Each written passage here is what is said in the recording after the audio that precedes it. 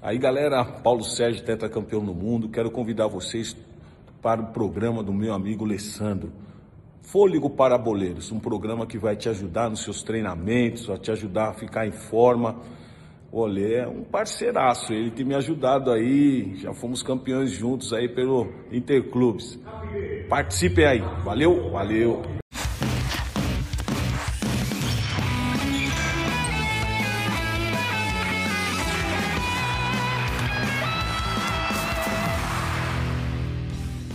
Olá, muito boa tarde para você. Hoje tem Fluminense e Palmeiras ao vivo aqui na Globo, depois de Fina Estampa. Daqui a pouquinho tem um papo bem legal com o Marcos Paulo, que hoje é a joia mais valiosa no Fluminense, né? E também os casos de Covid-19 dos jogadores do Atlético Goianiense, que recebe o Flamengo hoje em Goiás. Agora, voltando a falar do Fluminense, o time que enfrenta o Palmeiras deve ser aquele ali, ó. Muriel no gol, Igor Julião, Lucas Claro, Nino e Egídio, Dodi, Thiago Felipe, Michel Araújo, Nenê, Evanilson e Fred. 4 jogadores do Atlético Goianiense testaram positivo para a Covid-19, mas foram liberados para enfrentar o Flamengo hoje em Goiás. Daqui a pouco a gente explica essa história em detalhes para você, mas agora, notícias do time do Flamengo. Alô, Goiânia, eu tô chegando. A primeira viagem em tempos de pandemia no Brasileirão para Goiânia foi cheia de cuidados e sem aglomeração.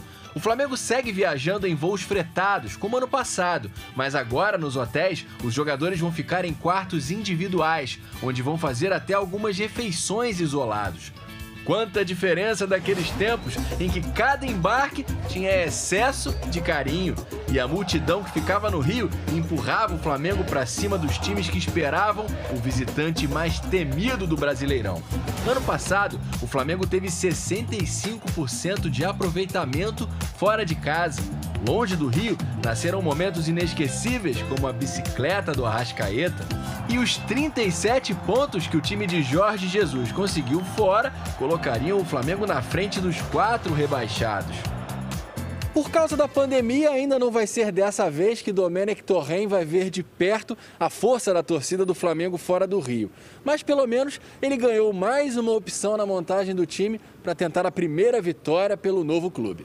Diego, que tinha ficado de fora da estreia por causa de virose e gastroenterite, voltou a ser relacionado. Bom, é claro que o Flamengo, sentiu muita falta do torcedor no seu primeiro jogo, Mas ao mesmo tempo, nesse jogo de quarta-feira contra o Atlético Goianiense fora de casa, pode tirar proveito também, porque não vai ter nenhum tipo de pressão. Então isso vai ser a seu favor também fora de casa.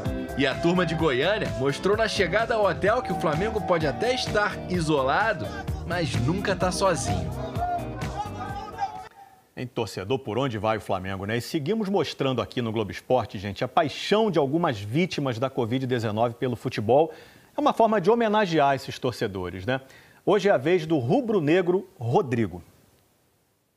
Meu nome é Carlos Henrique Ferreira de Sá e eu vim aqui para falar do Rodrigo, Nosso amigão aí que se foi pela Covid-19. É Rodrigo vulgo Pet. Por que Pet? Porque ele só usava a camisa 10 do Pet. Tem um jogo emblemático em 99, o Flamengo na Mercosul disputando o título, foi campeão naquela época. Foi 7-0 na Universidade do Chile.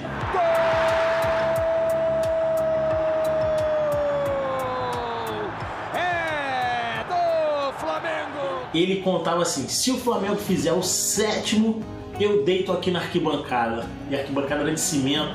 O Flamengo pode conseguir o 7º gol, cruzamento, Romário, olha a sobra! Gol! Rodrigo Mendes! O Flamengo meteu o 7º com o Rodrigo Mendes e ele deitou na arquibancada e falou, esse jogo é tão gostoso que eu vou deitar aqui para ficar olhando. Isso me lembra, isso me causa até arrepio.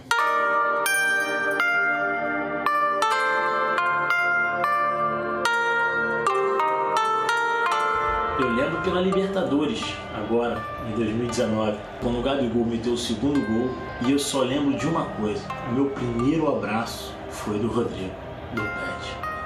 Foi um abraço tão forte, na chuva, que acho que todos aqueles anos que nós esperamos o Flamengo ser bicampeão da Libertadores valeu. O Flamengo é campeão da Copa Libertadores da América 2019! Brigávamos às vezes quem era o melhor, Bruno Henrique ou Gabigol, Bruno Henrique. Mas a gente só tem que explicar uma coisa. E o Gabigol é o cara, irmão.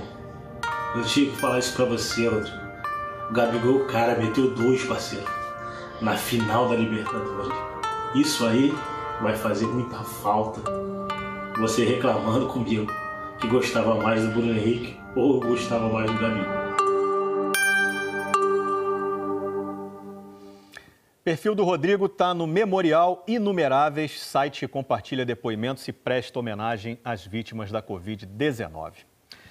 Hoje também tem a estreia do Botafogo no Brasileirão, 7h15 da noite no Sport TV. Anota aí a escalação, ó, provável escalação, né? Gatito Fernandes, Barrandegui, Marcelo Benevenuto ou Foster, Canu e Vitor Luiz, Caio Alexandre, Honda, Bruno Nazário. No ataque, Luiz Henrique Juan ou Guilherme Santos e o grande Matheus Babi.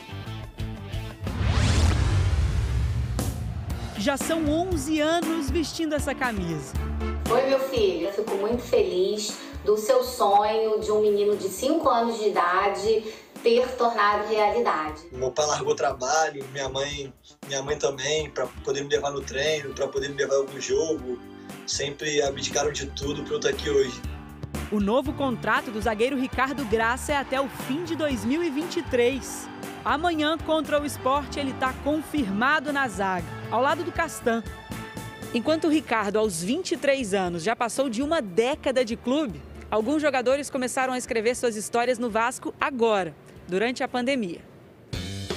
São 4 novidades. O zagueiro Marcelo, os atacantes Igor Catatal e Guilherme Parede e o volante Carlinhos, que estava em Portugal. Sou aquele cara que chega bem para finalizar, finalizo muito. De fora da área. Caras novas que o torcedor pode ter a chance de conhecer a partir de amanhã.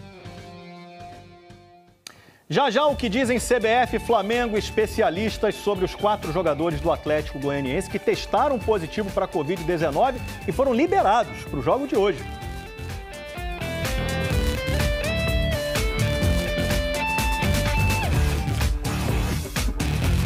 O Flamengo faz hoje o segundo jogo no Brasileirão, vai ser contra o Atlético Goianiense. E o Atlético conseguiu, acredite, liberação para escalar 4 jogadores que testaram positivo para a Covid-19.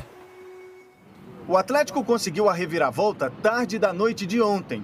A diretoria entrou com um recurso junto à comissão médica da CBF, composta por médicos de clubes do futebol brasileiro e infectologistas, alegando que os 4 jogadores que testaram positivo para a Covid-19 no exame feito domingo pela manhã tinham sido contaminados bem antes.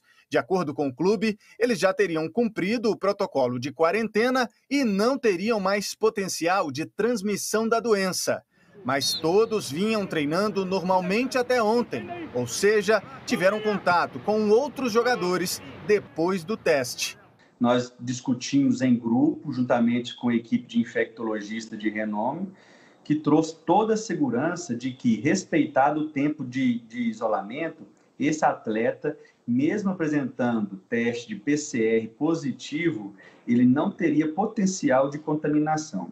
O clube não confirma, mas os 4 jogadores liberados, pelo que a gente apurou aqui, seriam o zagueiro reserva João Vitor, o goleiro Jean, o lateral Dudu e o volante Marlon Freitas. O principal jogador do Atlético, meia Jorginho, testou negativo.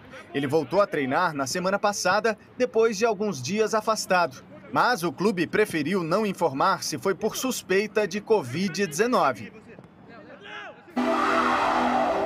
Olá, boa tarde. O Flamengo está em Goiânia desde ontem e afirmou que vai seguir as orientações da CBF. Em entrevista agora pela manhã ao GE, o presidente da comissão médica da CBF, Jorge Pagura, afirmou que a entidade tomou a decisão de liberar os jogadores com base numa norma do Centro de Controle de Prevenção e Doenças dos Estados Unidos, aceito pela Organização Mundial de Saúde. Segundo Pagura, a norma diz que em casos de teste PCR positivo, o isolamento de 10 dias é suficiente para liberar o paciente.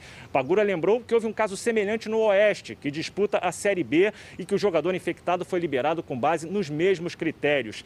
Questionado se não era mais seguro que os jogadores infectados fizessem novos exames antes de voltarem a atuar, Pagura disse que essa regra caiu, já que em muitos casos, novos exames continuam dando positivo por até 15 semanas, período em que os infectados não são mais considerados transmissores da doença.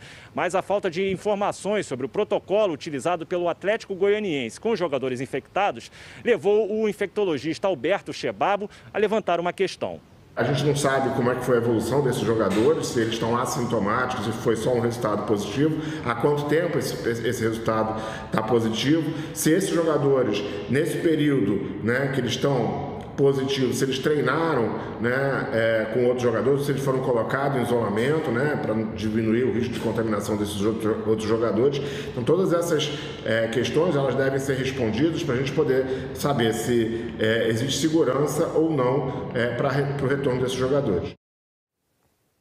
Eu estou confuso com isso aí, mas estou muito confuso.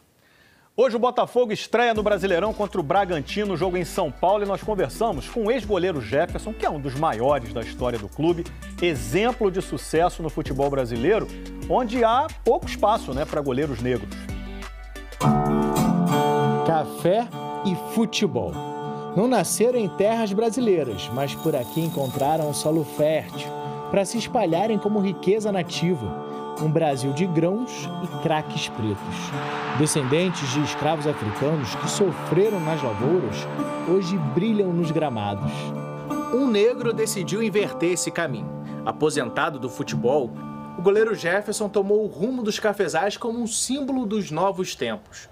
O ídolo do Botafogo, que fez fama pelo reflexo, hoje apura novos sentidos. Dono de uma cafeteria, ele oferece grãos de qualidade e conhecimento de sobra no interior paulista. Vai cair matando em cima. É como se todos os goleiros negros carregassem esse estigma de que uma hora, e provavelmente na hora mais importante, essas pessoas vão falhar. Estigma que o goleiro Barbosa carregou a vida inteira depois da derrota para o Uruguai na Copa de 50. O goleiro negro não tem gordura nenhuma para errar na seleção. Se o primeiro erro que der, vai voltar tudo aquele negócio do Barbosa. Na Copa de 2014, Jefferson era a reserva do Júlio César. Jefferson não jogou, a cena de Barbosa não se repetiu, mas veio o maior vexame brasileiro em Copas, 7-1 para a Alemanha. Se você estivesse no gol, você poderia pegar esse peso todo para você? Ah, sem dúvida, sem dúvida. E é uma coisa que eu passei na Copa do Mundo, foi esse peso, foi essa responsabilidade. Não nego que passou na minha cabeça, sim, também. Um dos elementos fundamentais do racismo é justamente retirar das pessoas negras a confiabilidade, não é a confiança, mas em você a confiança não é depositada. Dar confiança é ser antirracista. Exemplo? O mesmo Felipão que levou o Jefferson para a Copa em 2014 defendeu o goleiro no início da carreira lá no Cruzeiro. O Felipão peitou todo mundo no Cruzeiro. Falou, não, ele é meu goleiro. Não, mas tem goleiro melhor aqui, melhor que ele, tem meu goleiro aqui nos juniores, que tava. Falou, não, ele é meu goleiro. E colocar o cara, se o cara tiver potencial, não, independente da cor do cara. A cor do cara. A cara do Brasil. Como café e futebol.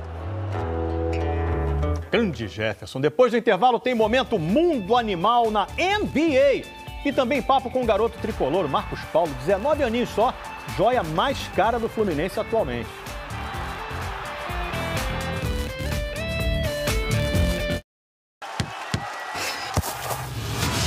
Os cervos são animais belos, imponentes e majestosos.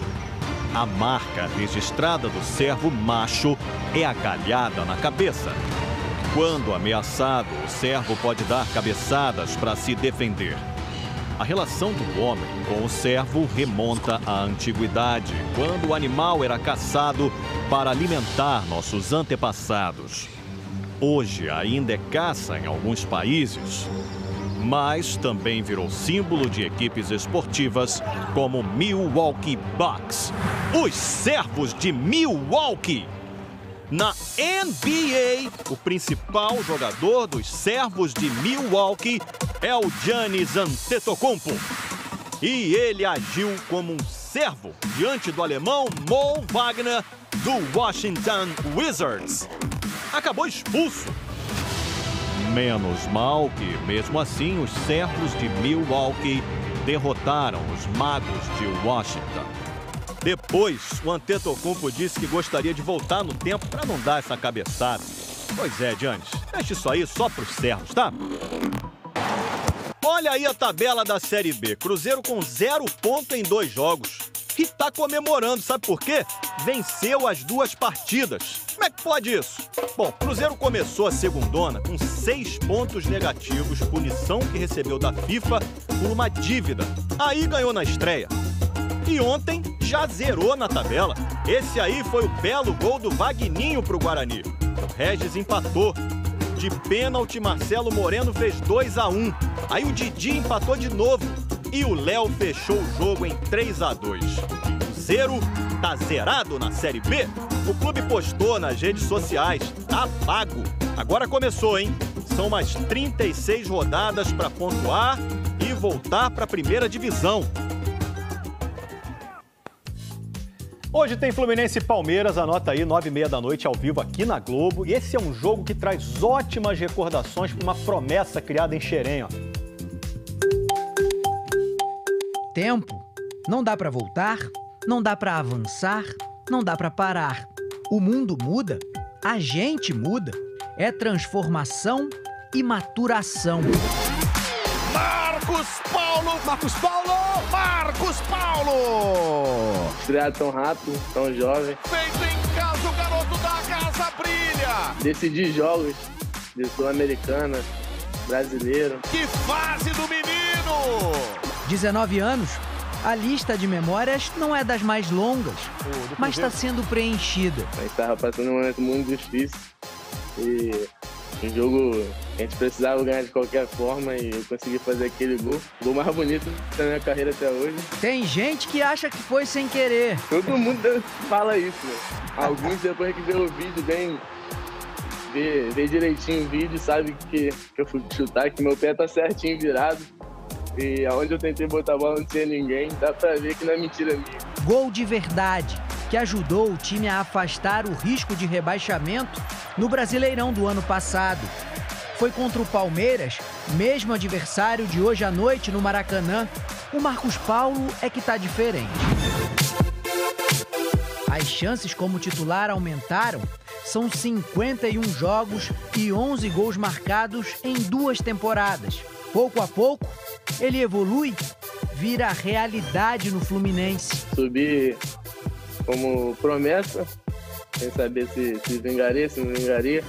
E pela situação que a gente passava no passado, pela pressão que a gente sofria e consegui mostrar. E hoje, mais como destaque, quanto mais você vem jogando, mais a pressão aumenta. Pressão que era compartilhada com um parceiro de ataque, um amigo de longa data que foi jogar na Inglaterra. Até o ano passado, a imagem do Marcos Paulo estava muito ligada à do João Pedro. Afinal, eles jogaram 7 anos juntos, entre base e profissional do Fluminense. Era o casal sub-20, que fez muito sucesso e criou sempre muita expectativa. Tomaram rumos diferentes e o momento ainda é de busca por espaço. Como o Odair Hellmann pretende escalar o Fred como titular no jogo de hoje, o Marcos Paulo deve ficar no banco. E tudo bem, porque a admiração pelo ídolo tricolor é enorme. Ele sabe tudo que ele conquistou. Muito boa tarde para você. A gente se vê amanhã aqui no Globo Esporte. Tchau.